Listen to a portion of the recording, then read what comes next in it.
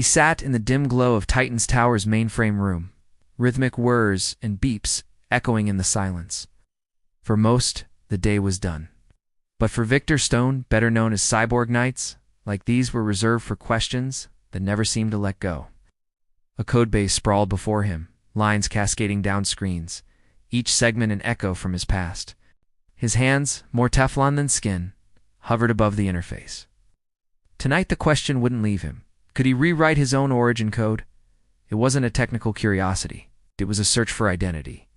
Victor's origin was painful. Years ago, when a tragic explosion at Star Labs left his body broken, his father saved him with experimental cybernetic technology. His human life forever fused with cold, alien code. The result was Cyborg, a man bridging two worlds, neither fully human nor entirely machine, but there was more to his code than function.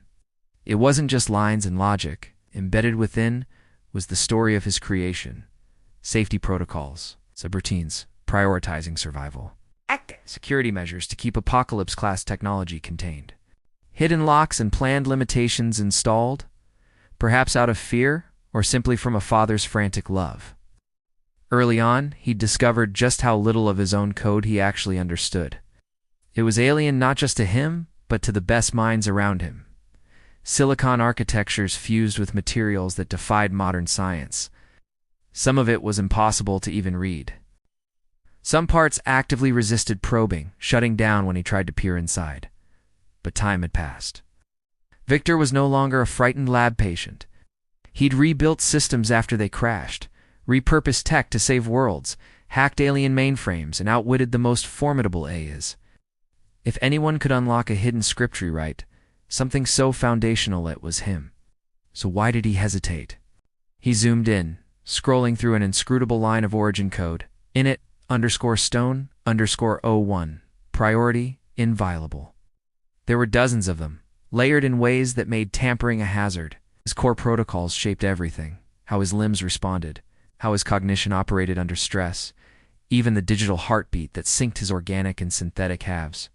One wrong edit here could do more than just crash his hardware. It could send his physical form into a deadly feedback loop. It could erase who he was, perhaps forever. He thought back to conversations with Batman about the ethics of self-modification, about risk, about legacy. With Raven, who'd uttered cryptically that sometimes our very pains were lodestars, pointing toward growth.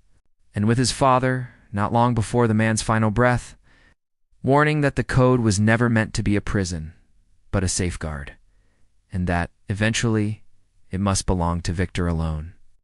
Was it possible? Technically, yes, but it wouldn't be easy. First, Victor set up a quarantine, a ghost instance, running his origin code in perfect simulation. If something failed, the real him would remain untouched. For weeks, he iterated line by line, simulating new beginnings, testing outcomes. He wove through infinite loops, decoded encryption keys he himself never knew existed, and learned the patterns in his own technological DNA. Some layers were booby-trapped deliberately, obfuscated by his father and Star Labs. Others sprang from the alien tech itself, systems that seemed to adapt, shift, even fight back against modification. It was as if his code didn't want to be rewritten. But bit by bit, Victor won more space for himself. He isolated the inviolable protocol, revealing an ancient kernel of logic, a prime directive to preserve his human consciousness at any cost, even sacrificing memory if it meant survival. Intricate, beautiful, and paralyzing. Did he dare alter it? That night he did. Gently he rewrote the directive, no longer inviolable, but evolving. From then on, updates would require his explicit intuition, a merger of feeling and logic. He baked in checks, fail-safes, reflection. More than that, he embedded context for future victors, so he'd know why certain choices had been made. When he executed the change, for a second, the world seemed to stop. A ripple, like static, danced through his consciousness. Every memory, every sensation, stayed put. He waited, breath shallow, heart circuit and organic pulse entwined. Then he was still Victor, still Cyborg, but lighter. The walls in his mind, once unmoving, now hinted at doors. It is true. Cyborg can rewrite his own origin code. But the act changes more than just machine language.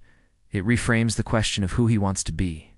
Because ultimate control over your wiring comes with responsibility. With every lock he opens, he must ask what freedom means, and what to preserve of the pain that built him. In the silence of the mainframe room, Cyborg smiled. He was no longer defined by the origin he'd inherited, but by the choices he made next. The code was his now, and the future was open.